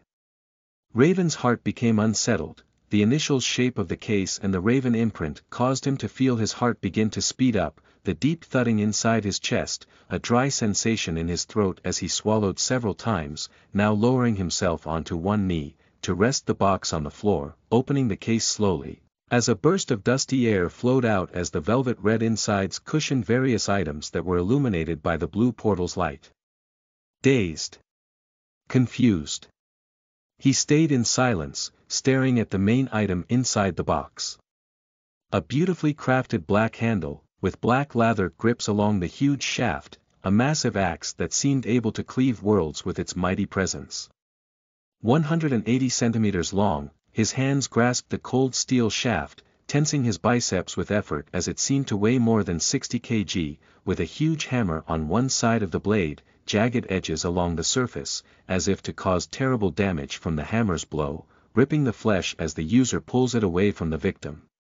Raven's eyes seemed to glow, the silver blade on the other side of the axe glimmering from the moon's faint reflection, as the long and brutal executioner-style axe came into sight, sharp with a long blade over 40 centimeters down the handle and shaft. Finally, at the bottom of the axe's shaft was a spear-like tip, where the counterweight should be, likely a brutal and deadly way to confirm kills easier or protect from back attacks. Just the way Mother liked it. Tightly, with wet eyes, Raven grasped the colossal axe in one arm and gripped it as if to crush the metal into his flesh. This was his mother's first axe, the one she would show him as a young boy. Many times had he held this axe, letting it drop to the ground as he desperately wanted to be like his mother, only when he finally grew enough to wield it, neither she or the axe remained.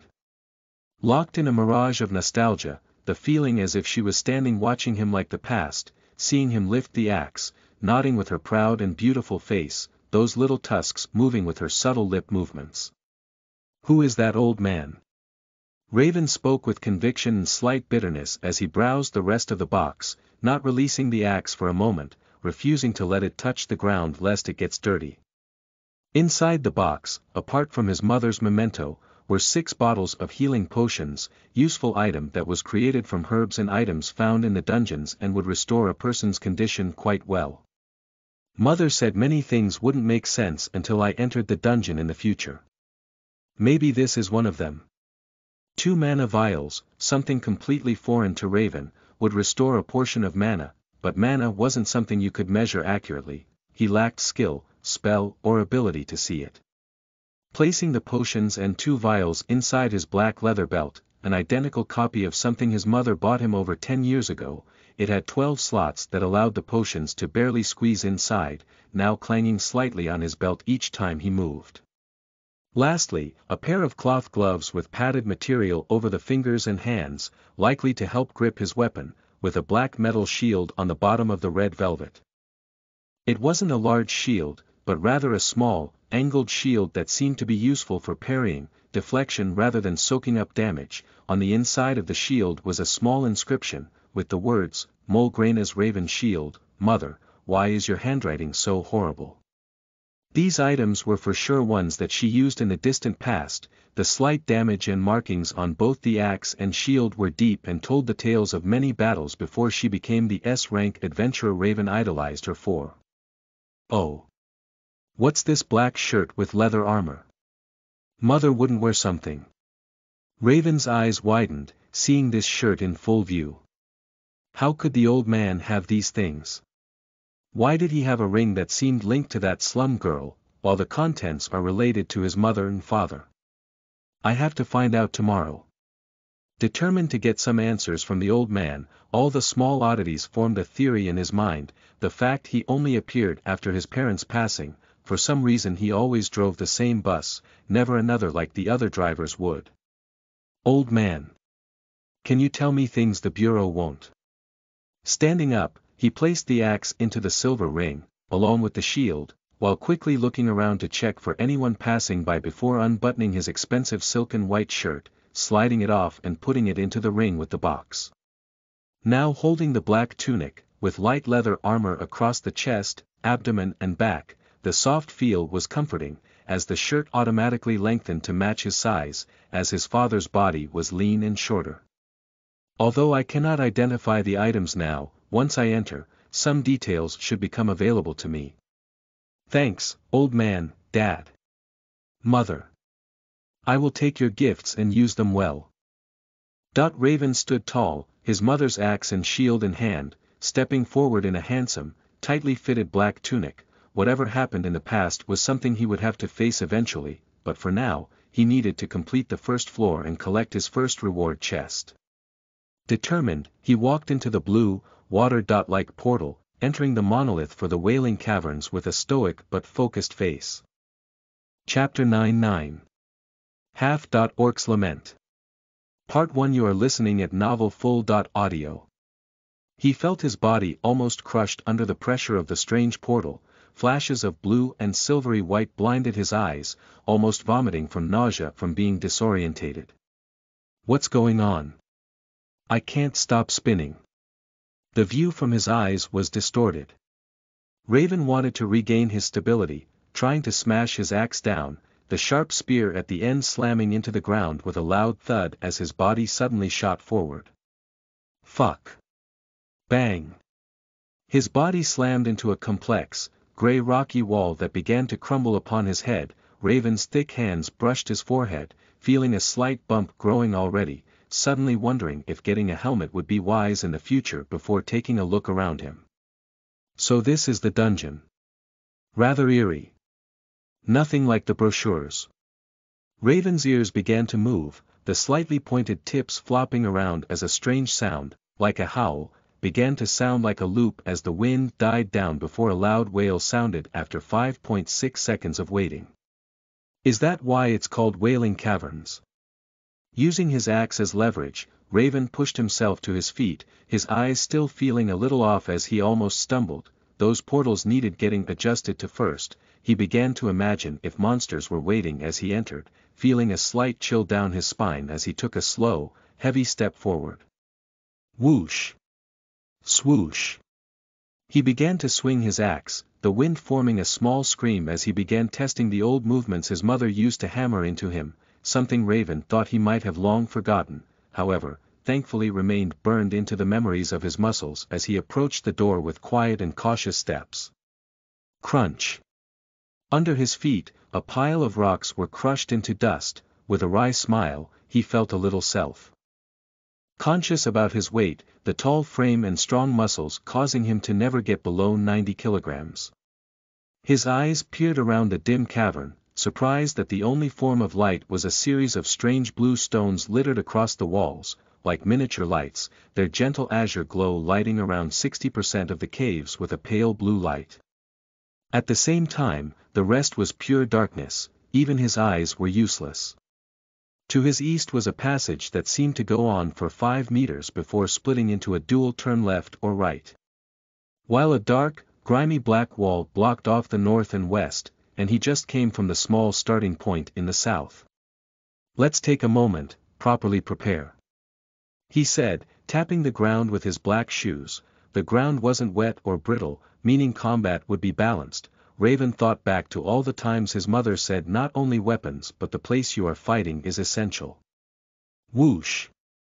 He swung the axe, holding it horizontally at the very end of the shaft, more than 4 meters each way. The ceiling was extremely high. Thus his axe wouldn't get in the way or hit the ceiling or walls. Just in case he held the axe higher up, limiting his range but increasing brute damage and control. Okay, weapons are good, I have healing items. Vision is a low pass. Finally. My capabilities. Didn't the Bureau say you must do something when entering a dungeon? Raven had long forgotten many things his mother taught him, only the most painful and vibrant things still ingrained in his muscles and body. Status, he quickly recalled what was needed, calling out the term in his mind before a pretty and very well formatted interface appeared in his vision. If he wished for it to move, it would move out of his main sight to avoid issues during combat. This is handy, let's see. Does it show more now I'm inside the dungeon versus using the guild system? 7 years of being the breadwinner, working hard at his job to limit mistakes as he couldn't afford to lose money during those years, wanting to support Phyllis, who entered a high-tier university but lacked time to earn money to help pay her tuition. In those years, he always learned to make sure you are completely ready, no matter what you will face, be it a meeting, cooking, or like now in the dungeon. Oh, Alistair, Raven, Granbell. Oh, human/high orc. Oh, class not applicable. Oh, experience 0/10 attributes, average equals 1, strength 2.4 agility 1.1 stamina 4.4 vitality 4.4 intellect 1.2 wisdom 1.50 skills. Not applicable, warning, you cannot level up until you have a class. Theta figures something stupid as that would happen. Raven's eyes darted to the left as the attributes vanished, instead now a small plus in the corner of his vision with 70% opacity to avoid affecting his sight. Now, finally, he felt ready, tightening his grip on the black leather handle while loosening his slightly stiff arms and legs. Raven walked into the darkness towards the east, the only area without a blocked wall. Slowly his steps echoed in the darkness, the distant groans of what might be creatures or maybe a stream hitting the cavern floor. Raven couldn't be sure. The hair on his arms was long erected, with goosebumps along his flesh. Jijijai. He finally reached the end of the eastern path. Looking swiftly to his right was a small room with orange light, swaying, billowing from the small torches that seemed out of place in this dark blue cavern, the floor littered with bones, skulls and the sound of footsteps. Then the left.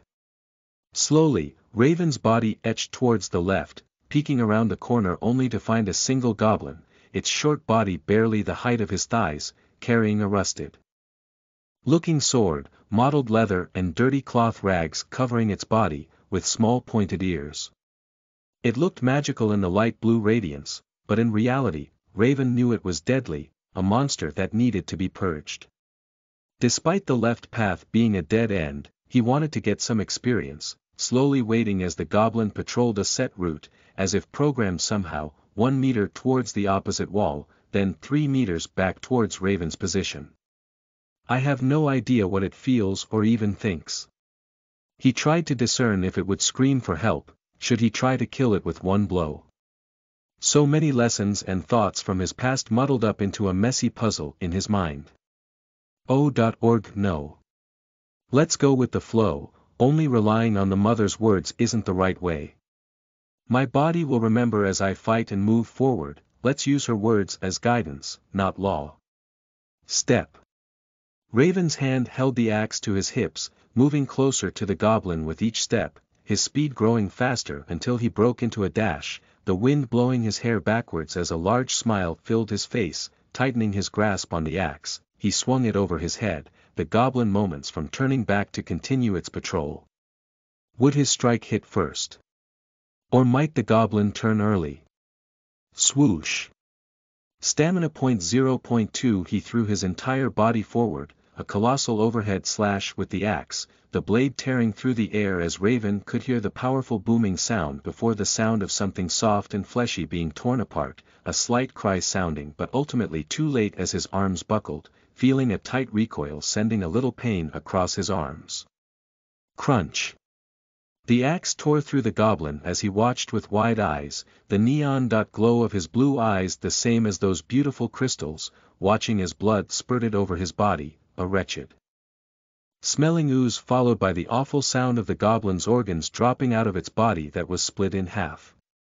A sloppy and goopy sound almost caused Raven to heave, his shoulders rising rapidly from the deep breaths, feeling a sense of euphoria and adrenaline as he flicked his axe, tearing the goblin apart.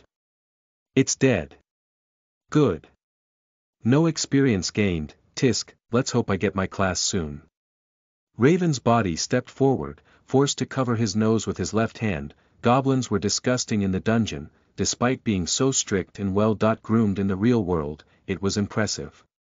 Reaching down, he began to rifle through the small cloth pouch formerly attached to the goblin's waist, a slight jingle of coins, leading Raven to wonder how they got this money in the first place. Convert 20 bronze into 20 credits. What? 20 credits was not a huge amount, but it shocked Raven as he thought about the past years of his life. His hard work for hours and hours, only earning 500 credits a month. Yet killing this little green monster was worth so much. The lowest level, at that. Phew. His body lifted back up, flicking his axe so it rested over his shoulder, a strange glow filling his eyes. Raven wasn't greedy, but he held grudges and regrets for a long time. If I had known, why did mother never tell me it was so lucrative? No. She probably knew it was dangerous to let someone who entered the dungeon only for money. Let's stay calm and enjoy the income. You're not young anymore, Raven. Let's aim for a comfortable life, no, an enjoyable life. Recovering from the initial greed, he cleaned off the axe with the goblin's cloth garments, ensuring no other things were needed. He even checked the guidebook for items the guild accepts. Cutting the ears of the goblin would get him 2 credits bonus for a pair. Thus he used the spear tip of the axe handle to slice them off cleanly, now ready to head down the right-hand path. Let's move onward. That room seemed to have a small chest, maybe the gift mentioned would grant an adventurer their latent talent and class. Raven's eyes watched as the torches fluttered, the darkness eerie under the orange light. Moments of darkness with the quiet skittering of feet caused his adrenaline and anticipation to skyrocket. This won't be as easy. Yet my body feels so energetic. Chapter 10:10. Half, Orc's Lament. Part 2. You are listening at novelfull.audio. Raven stepped cautiously into the dimly lit dungeon room, the torches casting flickering shadows across the rough stone walls. The air was thick with a musty scent, and a chill ran down his spine as he gazed around the eerie chamber. He took a deep breath, the air strangely dense and heavy on his lungs, feeling the tense atmosphere building as he moved forward, although his strength likely had the advantage against these creatures, he was big and bulky while they looked swift and sneaky. The room was around 3 meters by 6 meters, with a low ceiling that seemed to press down on him. In the corners, dark shadows lurked, seemingly alive with some unknown presence. Raven could barely see what lay in the depths of those shadows, but his imagination conjured up various images of sinister creatures lurking there. He looked deeper into the room, his eyes falling upon a stone pedestal to the north, around 4 meters away at most, inching forward to get a clearer grasp of the pedestal as the shadows flickered around him. So fucking dark. Where are those annoying goblins? Are they even goblins? Grasping his axe tightly, the glint of his black shield reflected on the western wall, where a wooden door with black steel and a thick padlock hung from the handle. Raven's breathing increased, his eyes focused on the object of his desire. Atop it sat a black chest, its surface adorned with strange and arcane symbols that glinted in the torchlight. And skittering around the chest were 2 creatures, their movements quick and slippery as they seemed to guard their prize. Goblins. Spiders. He couldn't tell, causing his mind to race. The creatures were like nothing Raven had ever seen before. They were small, barely reaching his knee, with long, spindly limbs that bent and twisted unnaturally. Their skin was a sickly green hue, and their eyes glowed with an eerie red light that seemed to pierce into Raven's soul. What the hell are they? His heart began to pound just looking at them. This wasn't a normal enemy. From the various posts on the guild forum about this place, it should only have goblins and the occasional kobold or vampire bat. Calm down, relax. Slow your breath, narrow your vision, focus on the targets. His mind began to repeat the words of his mother. She would train him endlessly when younger, how to deal with fear, what to do when your body tenses up out of terror. As Raven's nails began to sink into his palms, a thick red blood oozing slowly, as he let out a quiet moan of pain. Okay. I can think. He watched as the creatures darted around the chest, their movements almost too quick for his eyes to follow. Raven knew that whatever lay within that black chest must be of great value, for the creatures were fiercely guarding it. He knew that not everyone's first chest was equal, as some would get horrible talents or start classes from slaves to prostitutes who would only be able to change it once reaching level 5 and needed to perform the class actions to increase it. Some professions were unable to level with combat experience. Raven stepped forward, his hand on his axe tight, held on his shoulder, ready to slam it down on anything that approached, prepared for the worst. Suddenly the creatures screeched in unison, their voices high-pitched and grating, and Raven knew he was in for a fight. Fuck, can they smell blood? But he steeled his resolve and advanced towards the chest, determined to claim whatever lay within it. Fuck it. Let's fight like men. He made the first move, the strange creatures with their sharp limbs in the air as he lunged forward, the close-by broken stones almost blocking his path, or so it seemed. Instead, his foot stepped onto a broken pillar, tensing his muscles as he leapt forward, the second creature rushing towards him with loud, almost hysteric screeches as Raven watched the beast stab towards him twice with 2 bladed limbs. Clang. Schling. Fucker. Raven's left arm thrust forward, like jutting his elbow to smash into someone's face, the blade slamming into his shield with bright silver sparks, denting the metal as he lost momentum, the second blow scraping across his axe's blade, leaving Raven stuck in retreat. His first attack failed as he lowered his body, watching the 2 monsters that darted around, trying to flank him. No way. You bastards aren't going to flank this orc. He grasped his axe with both arms, twisting his body to the left, tightening his powerful abs, and waiting for his eyes to dart to both sides as the creatures slowly approached, prowling as if toying with their prey. Come on. Come on. Suddenly the torches became dim, their light blown to the other side of the huge stones lying around the room as if a signal. He heard the skittering of their feet before 2 gentle sounds. Paw. Paw. They're coming. His mind entered a clear state, feeling their hatred and bloodlust for him, both in mid-air. It was like all time had stopped. Raven's breathing slowed, and his heart beat louder as memories of his mother and father fighting each other surfaced in his mind. A moment into the fight, his father looked exhausted and asked him to help. They formed a joint assault against his mother. Then the visage grew distant, only the words of his mother as the dark dungeon returned, the creatures only 2 meters or so away as they flung towards him, sharp sticky teeth, black with dirt and grime as their bladed limbs pointed towards him. Remember, Alistair, when using an axe, the most effective way of dealing with opponents that surround you. What mother? Raven mouthed the words, but a vicious smirk showed on his face in the dark dungeon, half lost in his memories and linking that scene to his current fight. The 2 creatures became his father and him in the past, lunging towards his mother, who stood in the center, with no guard or stance, just holding her axe tightly with her hands nearer the blade. Whoosh! Stamina point 1.5, vitality point 0.5. His body suddenly unleashed all the power he had been building, the tight muscles in his legs suddenly expanding as he flung himself in a circle, feeling a tearing pain and strange burn in his abdomen as he tore through the first monster with a powerful swipe of his axe, the sensation addictive as he rotated on the spot. He felt the impact with the first creature, the blade embedding itself deep into its abdomen, before sending it flying into the distance, seeming to smash into the wall as it crashed and let out a pained screech. But Raven's power didn't stop. His motivation and force began to increase, putting more and more power into his legs. The slight burning sensation didn't matter, his face was filled with a smile, fully immersed in the nostalgia of his mother's image. The cut along his forearm, blood spurting, didn't matter. He felt invincible. Power was surging through his veins along with the adrenaline. As he was uplifted, he was something new. Not his usual self. Raven felt reborn, revitalized, and the feelings of gloom, breaking up with Phyllis, they all didn't matter when his axe was bearing down on his enemies. He closed his eyes, embracing the moment his memories and mother overlapped, stepping out with his right foot as she did.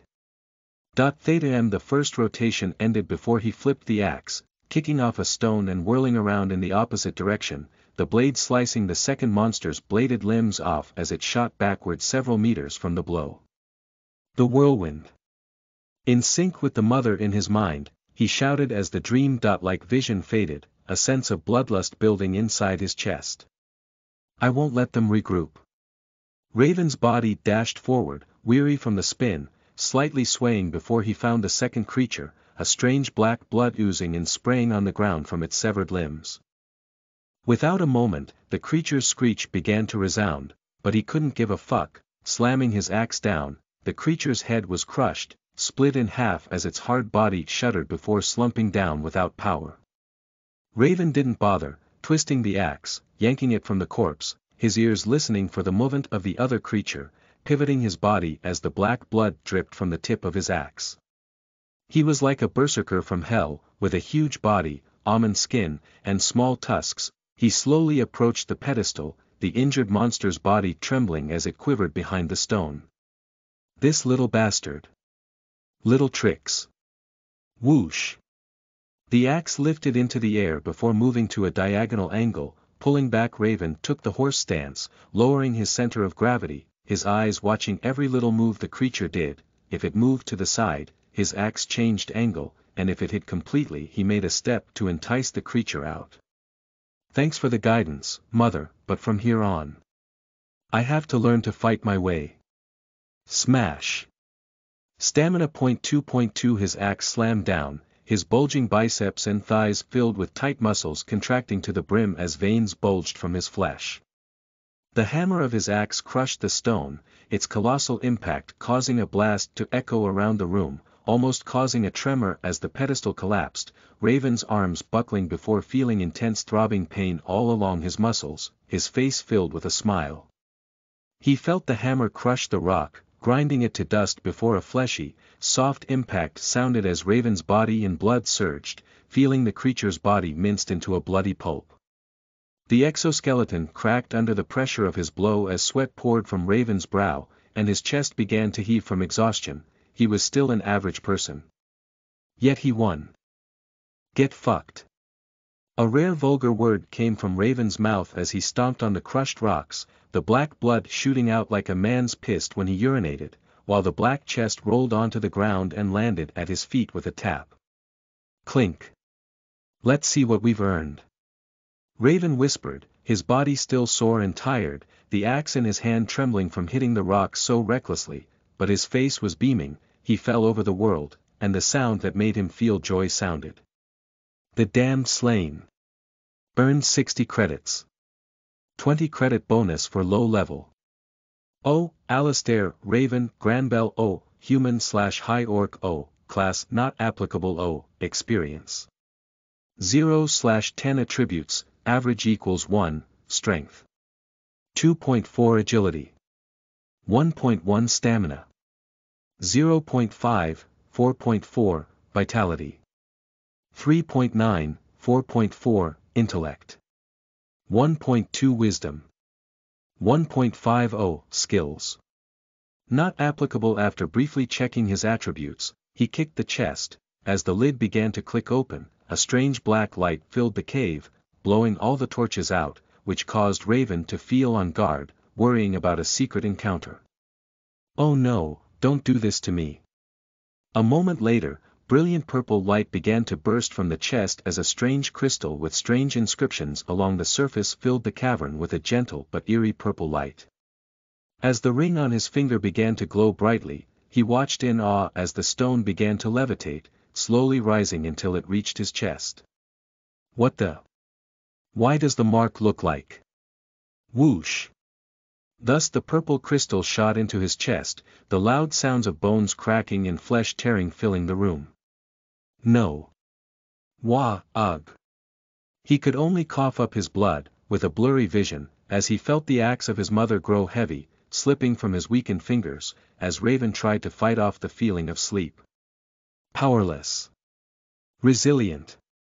Raven could feel the veins inside his body suddenly acting strange, as if something was draining his blood, sucking him dry, the pain so intense it left him gasping for air, trying his best to fight it off. I won't submit. You won't take my spirit. He bit his lips, trying to cup his chest as blood flooded his black vest, almost forming a large puddle under his feet. His unyielding will, fighting back to the last moment. Damn fuckers.